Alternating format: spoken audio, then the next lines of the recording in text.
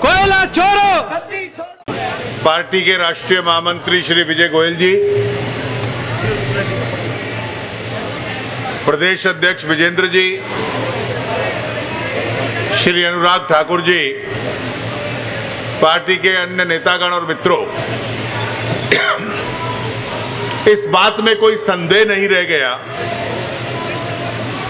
कि यूपीए की ये सरकार इस देश के इतिहास में सबसे भ्रष्ट सरकार रही है। इस देश में भ्रष्टाचार का सबसे बड़ा घोटाला हुआ था, जो लोगों को याद है, वो बोफोर्स का घोटाला था।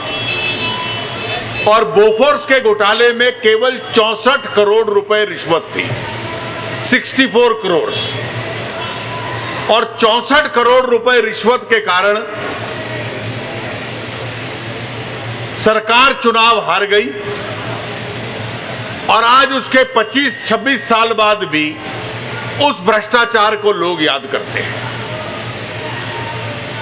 64 करोड़ को इतना बड़ा माना जाता था। जब सीएजी ने कहा कि 2G घोटाले में इस देश का 1,76,000 करोड़ का नुकसान हुआ है, तो कांग्रेस पार्टी के ये सारे मंत्री, उनके नेता एक स्वर में सीएजी के खिलाफ बोलने लग पड़े थे। एक के बाद एक सीबीआई ने गिरफ्तारियां की, चार्जशीट डाली, मंत्री परिषद से मंत्री का इस्तीफा हुआ। और उसके बाद जब दोबारा नीलामी करने की बात आई, तो 3G की नीलामी में 1 लाख करोड़ रुपए के करीब सरकार को लाभ हो गया। अब 2G की नीलामी होगी। जो इस सरकार ने अपने चहेतों को 1658 करोड़ में दे दिया, अब नीलामी के लिए उसका बेस प्राइस जो है, जिससे नीलामी शुरू होगी, वो 14,000 करोड़ हो गया है। ये 14,000 का न्यूनतम मूल्य और नीलामी उसके ऊपर जाएगी, ये पूरा साबित करता है कि सीएजी ने जिस 1,76,000 करोड़ की बात कही थी, वो गलत नहीं थी, सच्चाई लगभग उसके नजदीक में थी। इस परिस्थिति में ये जो कोयला घोटाला है, हमारे सांसद श्री हंसराज अहीर जी बैठे हुए हैं, छतरपुर से सांसद हैं। पिछले 4 वर्षों से कोई सप्ताह नहीं जाता, 27 कोल ब्लॉक इनके चुनाव क्षेत्र में हैं, जब ये पत्र ना लिखे हो सरकार को कि ये सबसे बड़ा घोटाला हो रहा है। कोयले के घोटाले में क्या किया? कोयले के घोटाले का कारण केवल ये है कि 2004 से पहले दुनिया के बाजार में कोयले की कीमत बहुत कम होती थी। फरवरी 2004 के बाद कीमत बढ़ने लग पड़ी। उससे पहले लोगों को लगता था कि कोयले के काम में इतना मुनाफा नहीं है। जब बहुत लोग कोयले की खाने मांगने लग पड़े, तो सरकार ने नीति की घोषणा कर दी कि अब किसी मनमानी से कोयले की खान नहीं मिलेगी, अब केवल नीलामी के माध्यम से मिलेगी।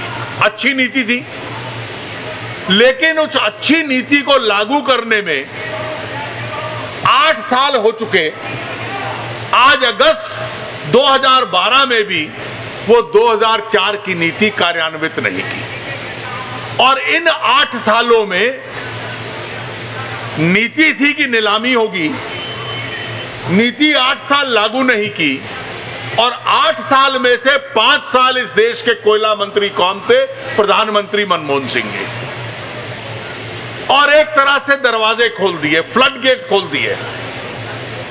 सैकड़ों लोग कहने लग पड़े हमें अपने आप बिना किसी आधार पे दे दो। और 142 कोल ब्लॉक मनमानी के माध्यम से दे दिए गए। नीलामी होती तो जैसे 2G और 3G की नीलामी में देश को हजारों लाखों करोड़ मिलता है, इन्होंने मनमानी से दे दिए। और जिन 142 लोगों को दिए, उनसे 1 रुपया नहीं लिया। और कारण ये बतलाते हैं कि भाई मुझे देश में आर्थिक विकास करना था, विकास करने के लिए कोयले की आवश्यकता है, इसलिए मैं कानून बदले उसकी प्रतीक्षा नहीं कर सकता था, मैंने 142 कोयले की खानें दे दी। और इन 142 में से काम लगभग कहीं आरंभ नहीं हुआ, किसी एक आध में आरंभ हुआ हो, कहीं आरंभ नहीं हुआ।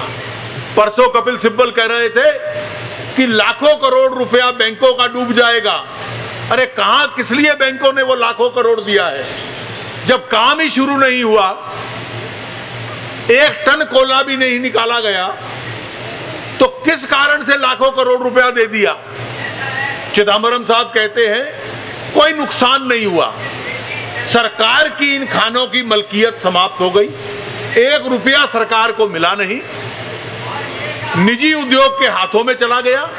आप नीलामी के माध्यम से देते, नीलामी के माध्यम से सरकार को हजारों लाखों करोड़ रुपए मिलते, इस देश की जनता पे जो टैक्स लगाते हो उसको कम करते,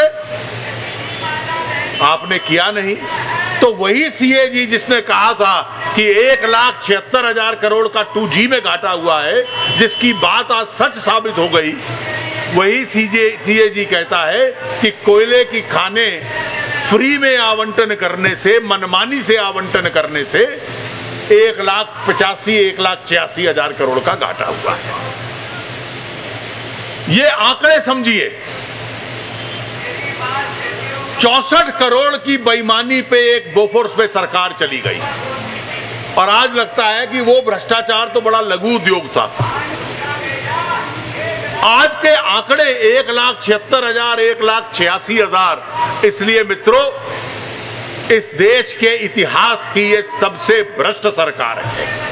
और भारतीय जनता पार्टी इस बात पे अड़ी हुई है कि 2G में तो प्रधानमंत्री जी आप बच गए ये कहकर कि ये राजा की जिम्मेवारी थी, मेरी तो अप्रत्यक्ष जिम्मेवारी थी। यहां तो कोयला मंत्री भी आप थे जब आवंटन हो रहा था, इसमें तो प्रत्यक्ष जिम्मेवारी आपकी है।